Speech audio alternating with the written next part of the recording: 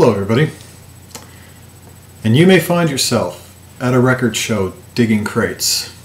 And you may find yourself on the floor under the table. And you may find there a box set by The Mission. And you may say to yourself, my God, what have I found? And I will say to you, put it back. Okay, I'm going to do a thread response to Jonas's SublimMedia's thread on box sets. Just a bit of a precursor. I don't buy box sets. I don't buy much new vinyl, and I don't. I've bought CD box sets in the past, and I just don't buy those kinds of things anymore. They don't work for me. But if I'm at a record show and there's like some sort of old box set package that's there and it's like $1, I will give it a shot. And the cats are here. So anyway, let's talk about the one I was making the joke about. This is a box set by a band called The Mission, and it's a box set called Virgin. This is a 2-record set. It's put out by The Mission, who were previously known as the Montfort Singers, and there were 4 or 5 priests in the seminary who had put a band together. And so this is like a rock opera about priesthood, the early, the period of time just post-ordination, the things that they're uncovering, and all kinds of stuff like that. It comes with a fancy book. It has this great gold foil thing on the cover, the artwork there with the cross in it, and wow, this one is a DJ sample copy, so promo. I cleaned this up the other night to answer Jonas's thread, and I gave it a listen, and I'm going to read you a review, contemporary review of the time, and hopefully I can do this and get back here. Virgin, this is from Billboard, October 28th, 1972. Virgin, a rock opera performed by The Mission, was presented by Paramount Records at the Famous Music Corp at Philharmonic Hall Wednesday. Produced and directed by Father John O'Reilly, Virgin deals with a young priest's role in organized religion along with his social consciousness, featuring Joe DeVito the priest, Jim Rast his conscience, Dorothy Lerner and nun, and Jay Pilecki as the bishop. Virgin revolves around 25 numbers backed by a 50-piece orchestra and a rock band. Putting aside the social work of Father O'Reilly's mission and the ecumenism involved, as well as the degree to which Paramount and Famous Music went to showcase the production, Virgin never really gets off the ground. The music does not stay with you, and it's partially due to the weak staging as well as the fragmentation of the material used. The material itself isn't that strong. Occasionally, twists of Chicago and Blood, Sweat, and Tears filter through the air, but it's not enough. The brass and the percussion sections of the orchestra were fairly active throughout the piece, but the remaining members were relegated to the nebulous involvement around the rock musicians in front, again weakening the thematic approach to the piece. Credit must go to Paramount and Famous Music for the showcase and for the backing of the released LP. So anyway, that's kind of sums it all up in a T. And apparently the cat is now sitting on the dining room table, which she has never done before and is not allowed to do. Kinko, what are you doing? So if you see this box set and this kind of overly, it's kind of stretching, trying too hard kind of thing, overly eager, I don't know what it is, but anyways, it just wasn't very good, but it was a blast to just sit through it and read the lyric sheet as someone who grew up as a Catholic and went to Catholic school and remembers the rock mass and all of those kinds of things. It was a flashback to 1972. So some other dollar box sets I got at record shows recently. This one is Sarah Vaughan, American singer. This is a 3 LP set, and this is a Book of the Month Records Club, and this is excellent. This is just a fantastic box set.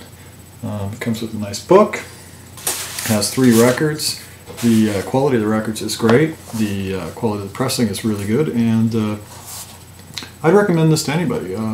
If you see these Book of the Month Club Records box sets and there are artists that interest you, I think you should try them out. They're always cheap. I mean, even if you want to go big bucks and buy these things off eBay, they're like $10. And then another thing that I got was American folk singers and balladeers. And this is by the Classic Records Company from Vanguard Recording, Vanguard Records. And this is 4 LPs, and it too comes with an amazing booklet. And it lists all the songs and all the lyrics, and just a selection of the artists that are on here: Ian and Sylvia, Odetta, Jack Elliott, Hetty West, Mike Seeger, Joan Baez, Doc Watson, Lester Flatt, Earl Scruggs and the Foggy Mountain Boys, Maybelle Carter, Doc Watson, the Weavers, the Rooftop Singers, Eric Darling, Mississippi John Hurt, Sam Hinton. This is great stuff. It's a little bit of kind of singer-songwriter folk. It's a little bit of traditional kind of ginkgo, kind of traditional, more traditional folk, kind of more traditional folk with banjos and stuff like that, and it's pretty amazing. Raw Paniques, you might be interested in this because there's a version of "Babe, I'm Gonna Leave You" by Joan Baez that when I heard it, I thought of you, and I thought, maybe you might want to check this out just for that alone. Again, this is another $10 eBay piece. These records are perfect condition. Kind of box sets like this, it seems like people bought them, but they never actually played them. Maybe kind of like CD box sets. And then the final one I got is a nice Mildred Bailey, her great performances, 1929 to 1962 with the Red Navarro Orchestra, Benny Goodman Orchestra, Teddy Wilson Orchestra, and the Eddie Sauter Orchestra. And this is just phenomenal. This is on Columbia. This lady was a brilliant singer. She is responsible for Bing Crosby. She's from his hometown, and she gave him all of her records when she moved out to Hollywood, and he subsequently, him and his band, learned how to perform them all. And then when him and his band moved out to, him and his partner, musical partner, moved out to Hollywood, they knocked on her door, and because they're from the same town, and she put them up for a while and fed the boys and introduced them to her booking agent, and that was the start of Bing's career. Mildred never had a huge career. She never had the career of Billie Holiday or Sarah Vaughan or Ella Fitzgerald, but she's in that same league. She really was just fantastic. And one thing of note is, this also comes with a great booklet, and in the booklet, different people, including Bing Crosby, and other people talk about Mildred and her effect on their careers. And one of the things that I want to show is this is a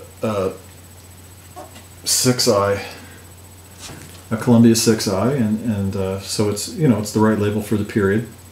But what's of note is because this is a Canadian pressing, what you'll notice is that the red of the Columbia is a bit more maroon than the Columbia 6i's from the United States, and also the eyes are silver and not the color that they are in the States. So that is how you can tell a Canadian pressing of a Columbia 6i. Now the Columbia 6i's, I don't know, this isn't a fact, this is just my own personal kind of observation and summation and guess, but it appears that the 6i's from Canada of this period were just exported U.S. plates. They weren't plates that were cut here, so they're basically the exact same plate lineage as the ones from the United States, but often they are dirt cheap. For example, I kind of blew my Miles Davis. If that's a U.S. 6i, you're looking at $100 to $400 or $500, depending on how good it is. If it's a near mint pressing, and yet a near mint Canadian 6i of kind of blue will sell for about $40 on eBay. So something to keep in mind. I don't think there's any real difference to the Sonics unless you want the 1A plate from the United States. So, Jonas, that is my response to your box set thread. Thanks for putting it up, and have a great day, everybody, and keep the record spinning.